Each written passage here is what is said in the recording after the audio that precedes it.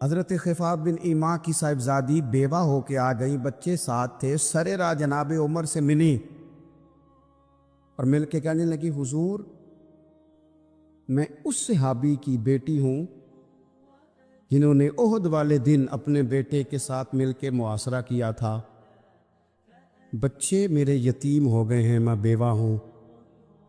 حضرت فاروق اعظم رضی اللہ تعالیٰ عنہ نے فہرست نہیں مانگی، خرچے کی ڈیٹیل نہیں مانگی، تم آنا فلانے سے ملنا، پرسوں 9 بجے آ جانا دفتر، یہ کوئی بات نہیں کی۔ حضرت عمر غور سے کھڑے، اس بیٹی کی بات سنی، چھم چھم سیدنا فاروق کی آنکھوں سے آنسو گرے، دوڑ کے گھر گئے، ایک اونٹ نکالا، وہاں سے مال غنیمت کا مال کے بھر کے 2 بوریاں، اور بوریوں میں کیا تھا؟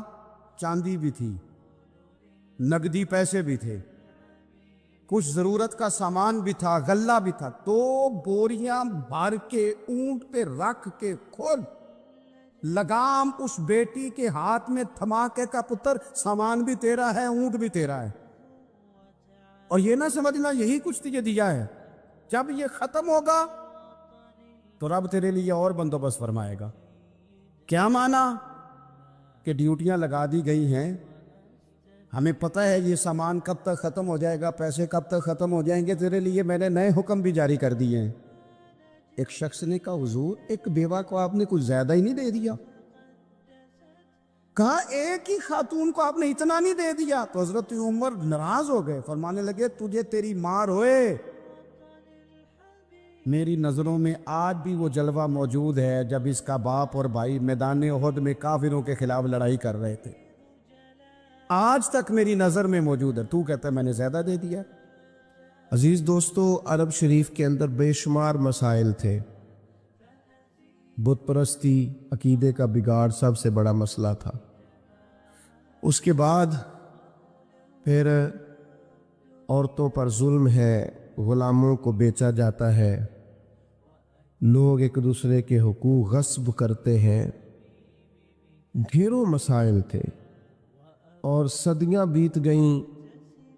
حضرت عیسیٰ علیہ السلام کے بعد آسمان سے کوئی وحی نہیں آئی، زمین و آسمان کا رابطہ نہیں ہوا، بے شمار مسائل تھے جن پر فوری اصلاح کی ضرورت تھی۔ لیکن جو پہلی وحی آئی ہے نا غار حرا میں، جو صدیوں بعد زمین کا آسمان کا آپس میں پہلا رابطہ ہوا ہے، وہ نہ تو بظاہر عقیدہ توحید پر ہے، نہ عورتوں کے حقوق کی بات کرتی ہے، نہ غلاموں کی بات کرتی ہے۔ جو پہلی وحی نازل ہوئی ہے وہ وحی یہ کہتی ہے کہ اقرأ بسم ربک الذی خلق، پڑھو اپنے رب کے نام سے جس نے پیدا کیا ہے۔ جو پہلی وحی نازل ہوتی ہے وہ یہ کہتی ہے کہ اپنے رب کے نام سے پڑھو۔ معنی کیا ہے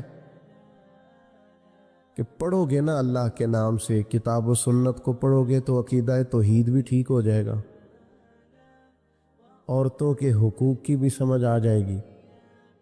یہ جو سٹیج پہ دوست بیٹھے انہیں موبائل نہیں چلانا چاہیے، ان کے لیے تو بالکل درست نہیں ہے۔ اللہ سلامت رکھے آپ حضرات کو۔ توجہ تقسیم ہوتی ہے نا، سامنے والے تو آپ کو دیکھتے ہیں، توجہ تقسیم ہوتی ہے، آپ مہربانی فرمائے صرف سنیں، نیچے چلے بیٹھے ہیں ان کا معاملہ ہو رہا ہے۔ بھائیوں، پہلی وحی جو نازل ہوتی ہے وہ علم کی بات کرتی ہے۔ تعلیم اتنی بڑی روشنی ہے جس کی وجہ سے سارے اندھیرے ہی ختم ہو جاتے ہیں۔ بعض اوقات نا اندھیرے زیادہ ہوتے ہیں اور اس اندھیرے کی وجہ سے موذی بھی زیادہ جمع ہو جاتے ہیں۔ کسی کمرے میں اندھیرا ہو تو سانپ بھی آ گیا، بچھو بھی آ گئے، چھپکلیاں بھی آ گئیں۔ اب اگر آپ اندھیرے میں ان سب کو مارنا چاہیں گے تو نہیں مار سکیں گے، ہاتھ نہیں آئیں گے، تکلیف ہوگی۔ ان سارے موذی جانوروں سے بچنے کا بہترین حال یہ ہے کہ کمرے میں اجالا کر دیں۔ آپ کے لائٹ جلاتے ہی بہت سارے جانور تو ویسے ہی بھاگ جائیں گے، مارنے ہی نہیں پڑیں گے۔ تو یاد رکھیے کہ اندھیرا کفر کا ہو، شرک کا ہو، ظلم کا ہو، جبر کا ہو، اس کا علاج کیا ہے کہ علم کا چراغ روشن کر دو۔ علم کی روشنی آپ کو پتہ ہے جو جاہل پیر ہوتا ہے نا، وہ اپنے آستانے پہ مدرسہ نہیں بناتا۔ کیوں؟ کہ جو پرانے وڈیرے ہوتے تھے نا، الا ماشاءاللہ سارے نہیں، لیکن جو پرانے وڈیرے ہوتے تھے وہ اپنے گاؤں میں اسکول نہیں بننے دیتے تھے۔ جو جاہل تھے وہ کیوں نہیں بننے دیتے تھے؟ وہ کہتے تھے اگر غریبوں کے بچے پڑھ گئے تو ہماری بھینسوں کو چارہ کون ڈالے گا؟ پڑھنے نہیں دیتے تھے۔ جاہل پیر اپنے آستانے پر مدرسہ نہیں بننے دیتا، اس کو پتہ ہوتا ہے اگر یہ بچے پڑھ گئے تو مجھے پیر کون مانے گا، میرا تو سودا ہی جہالت کی وجہ سے بکتا ہے، اگر یہ پڑھ گئے تو پھر مجھے تھوڑی مانے گے، ان کو سمجھ آ جائے گی کتاب و سنت کیا کہتی ہے۔ علم کی روشنی، کتاب و سنت کا علم، یہ آپ کو باطنی طور پر توانا کرتا ہے۔ یہ دور آیا ہے لوگ موٹیویٹ ہونا چاہتے ہیں، اس کے لیے موٹیویشنل اسپیکرز کے پاس جاتے ہیں کہ مجھے قائل کر دیا جائے۔ میاں بیوی کے باہمی معاملات ایک بہت بڑا اور اہم ایشو ہوتا ہے۔ آپ کو پتہ ہے کسی گھر کے اندر گھر بھی کشادہ ہو اور اولاد بھی ہو، ساری نعمتیں موجود ہوں، لیکن میاں بیوی کا پیار نہ ہو، اس گھر میں رہا نہیں جا سکتا۔ ساری آسانیوں کے باوجود اس گھر میں اذیت ہوتی۔ اب اس پر کتابیں لکھی جاتی ہیں، اب تو باقاعدہ سیشن ہونے لگے ہیں، لوگ موٹیویٹ ہوتے ہیں کہ حقوق کا پتہ چلے، ایک دوسرے کے ساتھ گزارا کیسے کرنا ہے۔ میں کہتا ہوں آپ ساری تعلیمات چھوڑیں، قرآن و سنت سے فیض لیں، آپ کا سینہ روشن کر دے گا۔ ایک جملہ قرآن مجید کا، ہن لباس لکم وانتم لباس لہن، مرد عورت کا لباس ہے، عورت مرد کا لباس ہے۔ یہ ایک جملہ قرآن مجید کا، صرف ایک، مرد عورت کا لباس ہے اور عورت، یہ صرف ایک جملہ سمجھ میں آ جائے نا، آپ کبھی غور کریں تو آپ کو اندازہ ہوگا۔ بڑی باتیں یہاں، بڑے خوبصورت پہلو علماء تفسیر نے چھیڑے ہیں۔ 3 باتیں عرض کرتا ہوں۔ علماء نے لکھا ہے مرد عورت کا لباس ہے۔ یہ دیکھیں کتاب و سنت کے علم کی روشنی کا کیا حال ہے۔ مرد عورت کا لباس ہے اور عورت مرد کا لباس ہے۔ فرماتے ہیں پہلی بات یہ ہے کہ گرمی ہو یا سردی ہو، جسم کو موسم کی شدت سے لباس ہی بچاتا ہے۔ آپ یعنی سخت گرمیوں میں بھی لوگ کہتے ہیں سر پہ کپڑا لے لو تاکہ دھوپ کی تمازت سے بچ سکو۔ گرمی ہو یا سردی ہو، موسم کی شدت سے لباس بچاتا ہے، تو میاں بیوی بھی ایک دوسرے کو حالات کی شدت سے بچاتے ہیں۔ اس رشتے کی خوبصورتی ہے۔ پھر آپ یہ دیکھیں کہ بعض اوقات جسم پر دھبے ہوتے ہیں، عیب ہوتے ہیں، لباس پہن لیں تو سارے چھپ جاتے ہیں۔ معنی کیا ہے؟ میاں بیوی ایک دوسرے کے عیب چھپاتے ہیں۔ پھر انسان کتنا بھی خوبصورت کیوں نہ ہو، بغیر لباس کے خوبصورت نہیں ہوتا۔ اللہ کرے آپ کو سمجھ آئے۔ لوگ یہ نہیں کہتے بندہ اچھا لگ رہا ہے، کہتے ہیں کپڑے کتنے اچھے لگ رہے ہیں، یہ لباس پہنا ہے اس میں آپ کتنے سجے، کتنے پیارے لگ رہے۔ دین نے کہا میاں بیوی ایک دوسرے کا لباس ہے، مرد بیوی کی وجہ سے سجے گا، عورت خامند کی وجہ سے زینت پائے گی۔ تو قرآن مجید کا جو علم ہے، قرآن مجید کی جو تعلیمات ہیں، کتاب و سنت کے جو ارشادات ہیں، وہ تازہ دم کریں گے۔ جب تک امت قرآن مجید سے رہنمائی لے گی، جب تک امت قرآن مجید کی طرف رغبت کرے گی، حدیث پاک کی طرف توجہ کرے گی، یہ آسان زندگی گزارے گی۔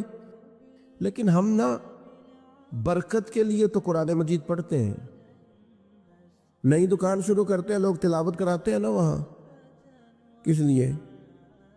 تلاوت تو اس لیے کرانی چاہیے تھی کہ میں دکان اس طرح چلاؤں گا جس طرح قرآن بتاتا ہے، میں اس طرح تجارت کروں گا جو احکامات، اس لیے کرانی چاہیے تھی نا۔ لیکن عجیب فلسفہ ہے نا، قرآن پڑھایا جا رہا ہے دکان پہ، اور اگر کام سارے وہ ہوں جو قرآن مجید کی تعلیم کے مخالف ہے تو برکت آئے گی قرآن پڑھنے سے؟ آپ تجارت اس طرح کریں جو تعلیم قرآن ارشاد فرماتا ہے، آپ صرف برکت دیکھیں جی میں نے نیا مکان بنایا ہے تو قرآن پڑھا لو، کس لیے؟ آپ یہ بتائیں کہ آپ نے مکان اسی طرح بنایا نا حلال پیسوں کا جو قرآن بتاتا ہے، آپ اس میں زندگی اسی طرح گزاریں گے جو قرآن تعلیم دیتا ہے؟ تعلیم قرآن کے مطابق قرآن کہتا ہے یا ایھا الذین آمنوا قوا انفسکم واہلیکم نارا، اے ایمان والو خود بھی جہنم سے بچو اور اپنے گھر والوں کو بھی جہنم سے بچاؤ۔ یہ قرآن مجید گھر بتانے کا طریقہ بتاتا ہے کہ کوئی ایسا کام نہ کرنا جو دوزخ میں لے جائے، تم نے خود بھی بچنا ہے۔ حضرت عمر رضی اللہ تعالیٰ عنہ نے یہ آیت نازل ہوئی تو نبی کریم علیہ السلام سے پوچھا یا رسول اللہ اس کا معنی کیا ہے؟ خود بھی دوزخ سے بچو اور اپنے گھر والوں کو بھی بچاؤ، اس کا کیا معنی ہے؟ تو نبی پاک علیہ السلام نے فرمایا عمر اس کا معنی یہ ہے کہ جن چیزوں کا اللہ رسول تمہیں حکم دیتے ہیں تم اپنے گھر والوں کو ان چیزوں کا حکم دو، اور جن چیزوں سے رب رسول تمہیں منع کرتے ہیں تم اپنے گھر والوں کو ان چیزوں سے منع کرو۔ مطلب کیا ہوا کہ گھر اس طرح چلاؤ جو دین کہتا ہے، اپنے گھر کے اندر نظام وہ نافذ کرو جو قرآن و حدیث کا نظام ہے، جو قرآن و سنت کا پیغام ہے، لیکن لوگ تلاوت کرائیں گے گھر میں برکت کے لیے۔ قرآن کے مطابق گھر چلانے کی کوشش ہے۔ صحابہ کا یہ طریقہ تھا کہ قرآن و سنت کا جو حکم انہیں ملتا تھا اس پر عمل کرتے تھے۔ ہمارے ہاں بڑی برکت ہوتی ہے ماشاءاللہ جی، تلاوت ہو جائے پہلے، اللہ خیر کرے، سیاسی جلسوں میں بھی پہلے تلاوت ہوتی ہے، بعد میں ترجمہ بھی ہوتا ہے۔ او خدا کے بندے ان سے پوچھ کہ تلاوت اور ترجمے کی حد، اور پتہ نہیں کس بیماری کا نام ہے جمہوریت، اور کس خاص افہیم کا نام لوگوں نے رکھ لیا ہے جمہوریت، نہ کسی جماعت میں ہے نہ کسی جگہ ہے، اور پتہ نہیں اسلام تو کسی جمہوریت کا قائل نہیں، اسلام تو خلافت کا قائل ہے۔ اسلام تو کہتا ہے کہ آپ کو کوئی نیا قانون بنانے کی ضرورت ہی نہیں، قانون تو اللہ رسول نے بنا دیے، آپ نائب بن کے ان کا نفاذ کریں، بات ختم ہو گئی۔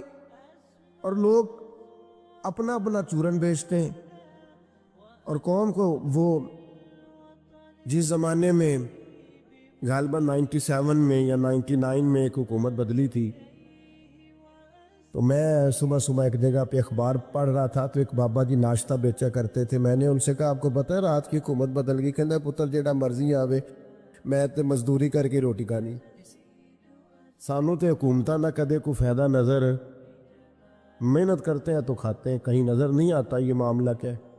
تو بھائی یاد رکھیں گے آپ کہ آپ تلاوتیں تو کرا رہے ہیں اسمبلیوں میں بھی، دیگر جگہوں، یہ بھی بتائیں کہ قرآن کے نظام کے مطابق چلا رہے ہیں نظم کو۔ قرآن مجید حدیث پاک یہ عمل کے لیے ہے۔ ہمارے ہاں جلسے ہوتے ہیں، کتنے گھنٹے کی تقریر ہوئی؟ 3 گھنٹے کی۔ کتنے گھنٹے کی تقریر ہوئی؟ 2 گھنٹے۔ کتنے گھنٹے کی تقریر ہوئی؟ 1.5 گھنٹے کی۔ اب آپ ساری تقریر چھوڑیں، 5 منٹ اس جو تقریر ہے اس میں سے 5 منٹ والی تقریر پہ عمل کریں، جو بتایا گیا اس میں سے 5۔ میں ایک جگہ پہ بیان کے لیے گیا تو گفتگو میں نے کی، میں آ گیا، اگلے سال وہ دوست پھر آگے کہنے لگے پچھلے سال آپ نے 25 منٹ تقریر کی تھی، آیت کی لمبی کیجئے گا۔ میں نے کہا 25 منٹ والی پہ عمل ہو گیا؟ اگر تو 25 منٹ والی پہ عمل ہو گیا تو چلو اس دفعہ 40 منٹ کر لیتے ہیں، لیکن اگر ہم نے قرآن و حدیث کو بھی معاذ اللہ کانوں کے ذائقے کے لیے رکھا ہوا ہے، کیا بات کی، بڑا مزہ آیا ماشاءاللہ، وہ عمل کم کرنا۔ صحابہ کرام نے کتاب و سنت کو لیا تو وہ سمجھتے تھے یہی تعلیمات نجات ہے، جو حکم آیا عمل کیا۔ اللہ نے فرمایا لن تنالوا البر حتی تنفقوا مما تحبون،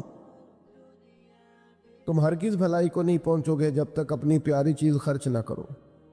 بل اللہ مولاکم، فرمایا بلکہ اللہ تمہارا مولا ہے، وَهُوَ خَيْرُ النَّاصِرِينَ، اور وہ بہترین مددگار ہے۔ وہ جو رب تمہارا مولا ہے وہ بہترین مددگار ہے۔ اور اگر وہ مدد کرے تمہاری، سورہ آل عمران میں آگے جا کے ارشاد فرمایا اگر اللہ مدد کرے تو پھر تم پر کوئی غالب نہیں آ سکتا، اور اگر وہ تمہاری مدد چھوڑ دے تو پھر کوئی تمہاری مدد کر سکتا؟ کوئی مدد نہیں کر سکتا۔ بدر کی جنگ بھی اور فتح مکہ بھی رمضان المبارک میں ہوا ہے۔ میں دونوں پر غور کر رہا تھا تو ایک نیا مضمون میرے ذہن میں آنے لگا۔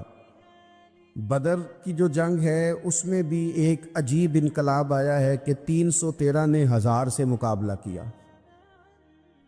اور جن 1000 سے مقابلہ کیا وہ اسلحے سے لیس تھے، اور یہ جو 313 ہیں ان کے پاس 6 زرہیں، 8 تلواریں، چند گھوڑے، لیکن اللہ نے کامیابی دی تو خود رب نے بیان کیا کس طرح دی۔ فرمایا وَلَقَدْ نَصَرَكُمُ اللَّهُ بِبَدْرٍ وَأَنْتُمْ أَذِلَّةٌ۔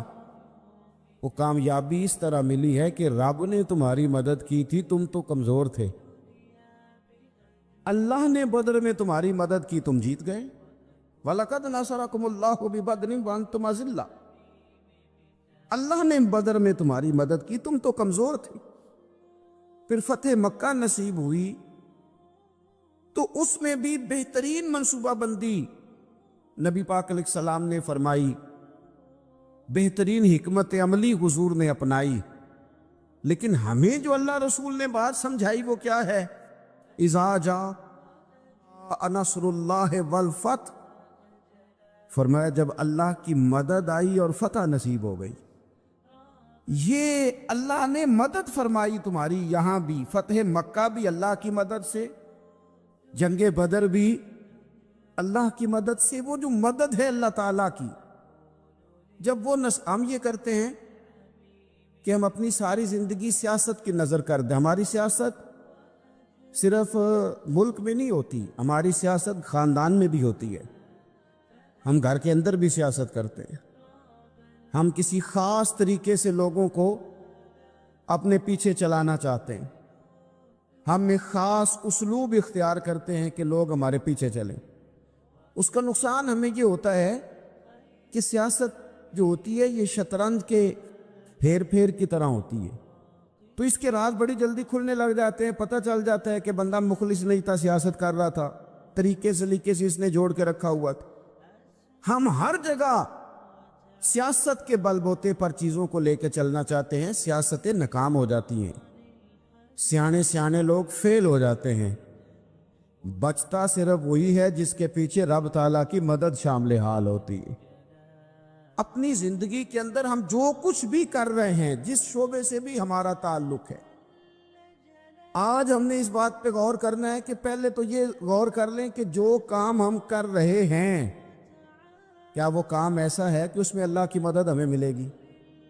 اگر آپ کوئی معاذ اللہ ناجائز کام کر رہے ہیں، فعل حرام کا ارتکاب کر رہے ہیں، تو اس میں تو مدد الہی آئے گی نہیں۔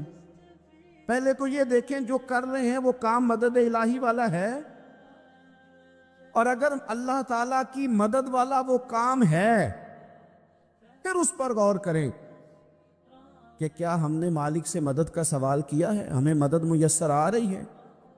وہ میں نے بزرگوں سے ایک بات سنی تھی، وہ بڑی یاد رہ گئی۔ وہ فرمایا کرتے تھے قابلیت بھی بڑی چیز ہے لیکن قبولیت سب سے بڑی چیز ہے۔ قابل ہونا بھی بڑی بات ہے لیکن زیادہ بڑی بات یہ ہے کہ اس کی بارگاہ میں قبول بھی ہے کہ نہیں۔ اپنی زندگی میں اللہ کی مدد کی طرف بڑھیں، مالک کی مدد کا حصول اختیار کرنے کی کوشش کریں، اللہ کے ساتھ اپنے آپ کو جوڑیں۔ اگر اللہ کی مدد نصیب ہو، یہ جو ہم جتنا ڈرتے رہتے ہیں، سہ میں رہتے ہیں، پریشان رہتے ہیں کوئی کیا کر دے گا، ہمارے ہاں نا ہر شعبے میں معاذ اللہ ایک مافیا ہے، الا ماشاء اللہ۔ وہ مافیا کہتا ہے میرے ساتھ ملو گے تو میں چلنے دوں گا ورنہ میں نہیں چلنے دوں گا، مارکیٹ میں آ ہی نہیں سکتا فلانا بندہ کیونکہ یہاں ہمارا قبضہ ہے۔ اور میرے بھائی پھر بہت سارے لوگ جن کی نیتیں اور ارادے بڑے اچھے ہوتے ہیں شروع میں، وہ بھی اس مافیا کا شکار ہو جاتے ہیں اور ان کے رنگ میں رنگ جاتے ہیں۔ یاد رکھنا، کسی شخص کی بلیک میلنگ کا کبھی شکار نہ ہونا، کبھی کسی کی میٹھی اور مسجع مکفہ باتوں کا شکار نہ ہونا، کوئی کیا کر سکتا ہے اگر اللہ مددگار ہو تو؟ جس کو رب کریم اٹھانا چاہے اسے کوئی گرا سکتا ہے؟ ہم یہ ڈرے ڈرے سہمے سہمے پریشان پریشان فیصلہ کرنے کی طاقت نہیں، مجھے چلنا چاہیے کہ نہیں، اٹھنا چاہیے کہ نہیں، کرنا چاہیے، اٹھ باندھ کمر کیوں ڈرتا ہے؟ پھر دیکھو خدا کیا کرتا ہے۔ حضرت عبداللہ ابن عباس فرماتے ہیں میرے نبی پاک علیہ السلام نے میری تربیت فرمائی، حضور نے میری تربیت فرمائی، اور محبوب پاک علیہ السلام نے فرمایا عبداللہ یاد رکھنا، یہ نوجوان دوست میری بات لکھ لیں، پریشان لوگ میری بات لکھ لیں، جن کے پاس قوت فیصلہ نہیں وہ اس بات کو لکھ لیں۔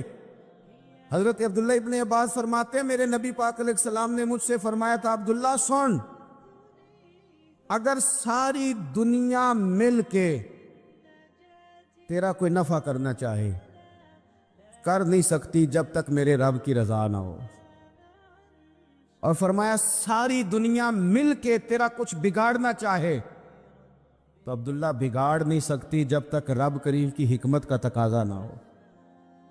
لوگوں سے ڈرنا، لوگوں کی طرف دیکھنا، ماحول دیکھ کے اپنے راہ کا تعین کرنا، ہر بندے کے